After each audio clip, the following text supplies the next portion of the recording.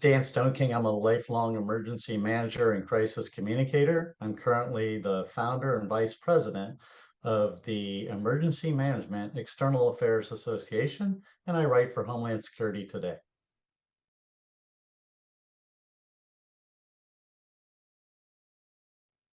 I think all of us in emergency and crisis communications, Amanda, can agree that credibility and trust are paramount, and that's the first building block, quickly followed by sincerity and empathy.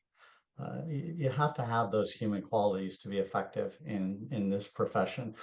But two other principles that I don't think are talked about enough are demonstrating progress. I see that as a foundational principle that when you communicate in a crisis, you need to demonstrate to your audiences that there's progress being made.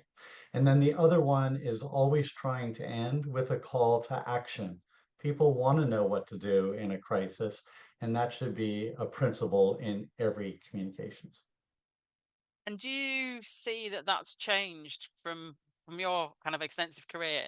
Has this always been the case, or has some of this changed over the last sort of 20, 30 I years?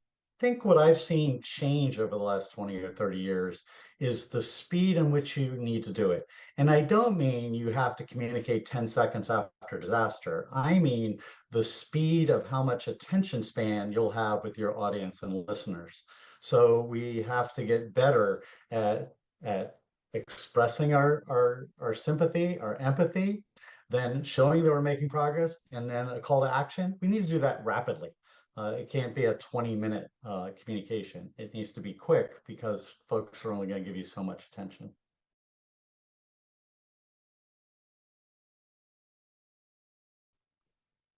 One of the other big issues that everybody kind of trying to wrestle with is the problems of misinformation and disinformation.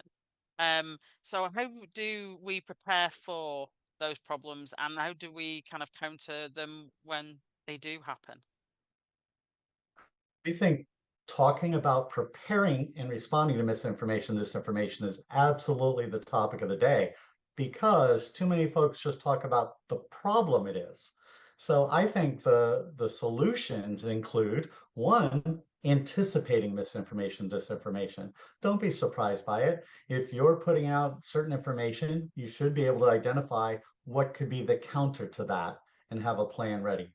Two, monitor it. In an ideal situation, having enough staff even dedicated to monitoring it. And then the next step is a rapid response. And the way I see organizations doing this more effectively lately is through either rumor control or myth versus facts pages on their website. So as new misinformation or disinformation arises, that can just be added to the website and folks can easily find it and get the unvarnished truth. And then lastly, I think it's very important and not talked about often that we correct inaccurate information, but don't battle the instigators of that information, because that becomes just a who shot John pointing fingers type of thing when folks absolutely appreciate and respect accurate, honest, truthful information. And that should be the focus. So is it something we need to almost, I mean, not just prepare for, but be aware of in the day to day kind of before anything ever happens? Those potential perceptions and views that might develop or exist. Think like everything else we do in emergency management and crises, it needs to be part of our planning and preparation. And when there's a new disaster or a new campaign, you don't have to wait for the misinformation to come out. You can anticipate it and already have your replies ready. You can, you do a similar disasters, like we have a lot of hurricanes off the East Coast of the United States. I can already anticipate some of the things that people will say that's not accurate and start to build that myth versus facts page. It sounds also like there needs to be a lot more resource put into dealing with emergency communication because of the challenges of these things, misinformation, disinformation. Would you agree with that, or do you think it doesn't necessarily need more people? Perhaps it needs more focus. I think it needs both. It certainly needs more focus because even though us communicators talk about it, oftentimes I don't think we have enough focus from operational leadership to understand the magnitude of the problem. So that's the focus part.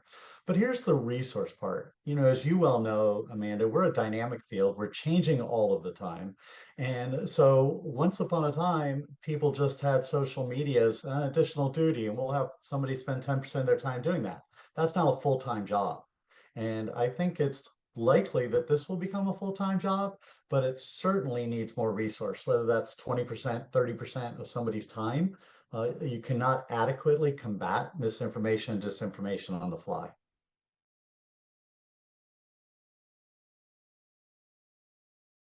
Yeah, I appreciate the question because I may offer some tips that the average person wouldn't offer. So you may find these a little bit unique.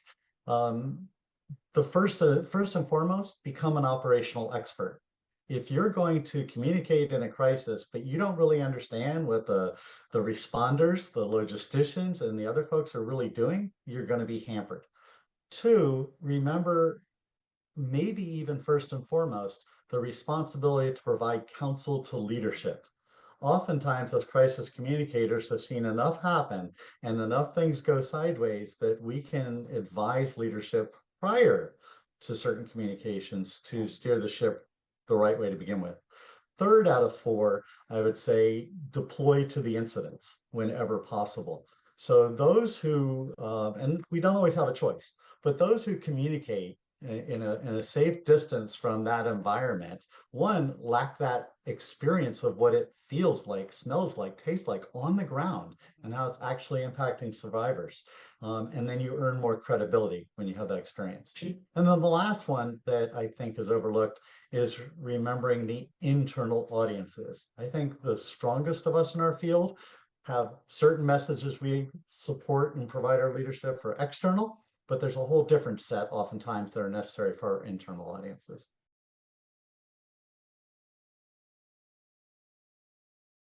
Just one last thing, and it was in response to a question you had posited earlier about how important is communication when the disaster occurs.